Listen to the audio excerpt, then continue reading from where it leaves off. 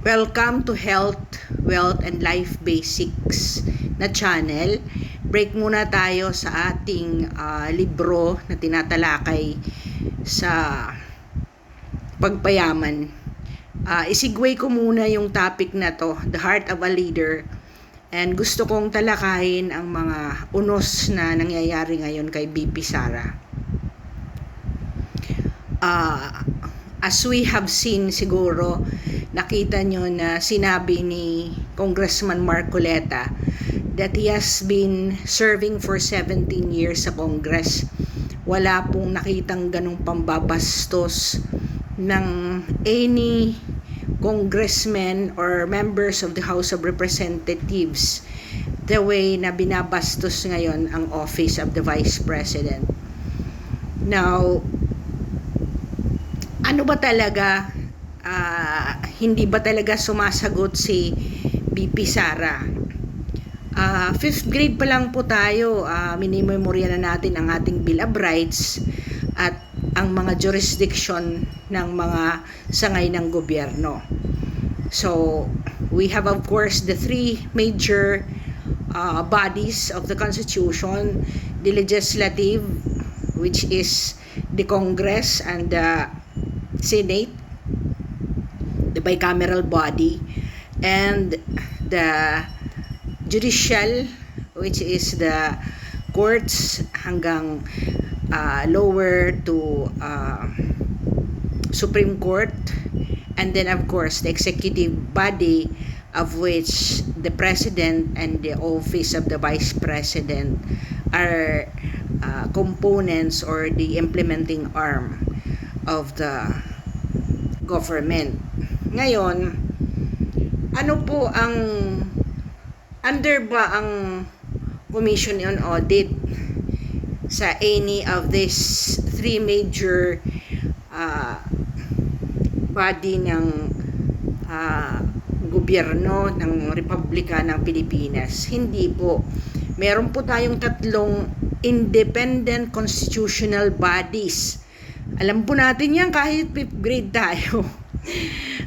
So we have the three, the COMELEC, Commission on Election, hindi yan pwedeng pakialaman ng kahit sino sa executive during election.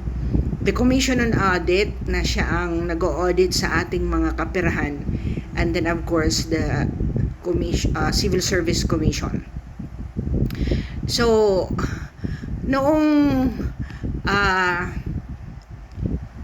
inask ni Congressman Marcoleta, no less than the Commission on Audit representative said that ang pag-imbestiga po ay sole and exclusive jurisdiction ng Commission on Audit. Ngayon, bakit hindi po sinasagot muna ni OBP ang mga akusasyon ng Kongreso? Una, wala po silang jurisdiction dahil pending pa po ang kaso. Ang tawag po dyan ay sub judice, or you cannot discuss anything na under investigation pa as part of the due process ang confidential fund na yan.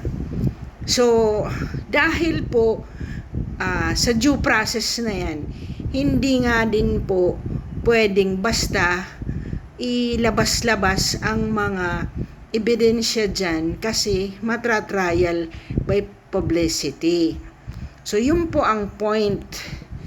So, napakasimple sana pero nai-stress ng buong Pilipinas sa pwede namang ganun lang.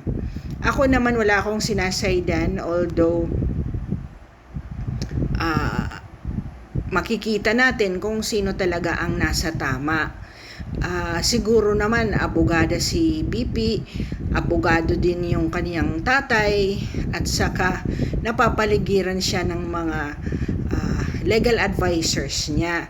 Hindi naman siya siguro nagaganyan lang because she doesn't want to answer. There is due process. So, kaya nga yung kay Attorney Lopez, due process yun eh. Huwag mo munang ilabas kasi pending discussion pa to. Now, let us move to the second issue. sa impeachment. Okay?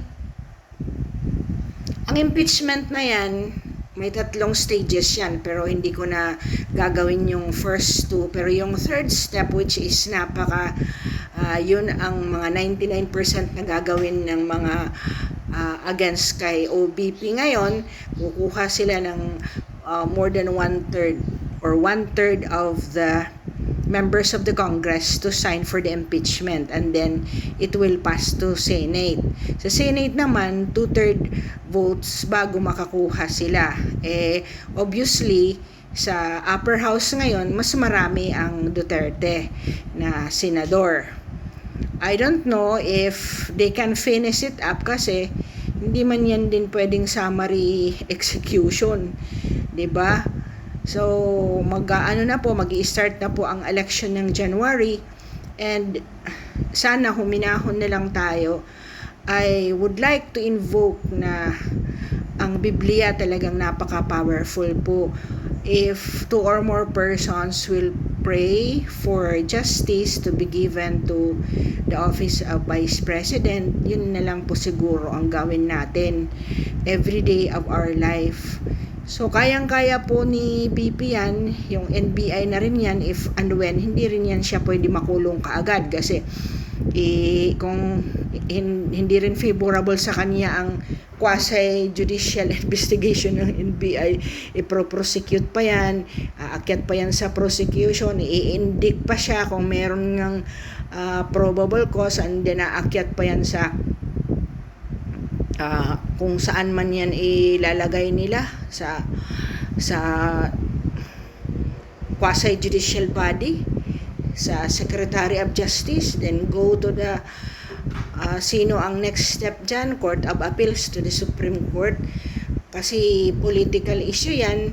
Most probably immediate after whatever ang outcome ng NBI ay didiretso sa Supreme Court ang evaluation. As regards the ombudsman, sinabi naman ng ombudsman, wala man silang nakikita na evaluation. Kaya pinashut up yung Ginoo. Ano ba itong nangyayari sa atin sa Pilipinas? Sana hindi na mangyari yung nakakapagod na rin yan, di ba? I hope you will be given enlightenment, kumalma po tayo, at sana na rin si Ma'am Inday, si BP Sara will be selective of whatever na mga sagot niya, and let the process move further, and we pray for justice to be given to her kasi maliit pa ako nung nag-ed sa Revolution 1, di ba? Parang nakapagod yung ganong we are depriving dahil sa political landscape natin. Dinideprive po natin ang mga investors na pumunta sa Pilipinas pag ganito. Nanghihirap na nga tayo, wala pang mag-i-invest sa atin dahil sa political landscape na nangyayari sa atin. So, huminahon po kayo, and we know that sino man ang may pusong leader natin ngayon. Hindi ko sasambitin dito, pero alam nyo kung sino yon. And kung hindi lang tayo mga bias, makikita mo na mga valid naman ang sinasabi at nagkakatotoo yung mga sinasabi ni BP na talagang ipa-impeach siya, at yan talaga ang nangyayari ngayon. So with that, we calm our mind and heart, and let us just pray for her. Yun na lang atin. And when the time comes, sana ikaw na nakikinig, hikayatin mo ang member ng pamilya mo na hindi tayo madala sa mga bigay na nasa envelope. Pero immoral pa rin kahit sabihin ko you accept the money and you just vote your conscience, mali pa rin, di ba?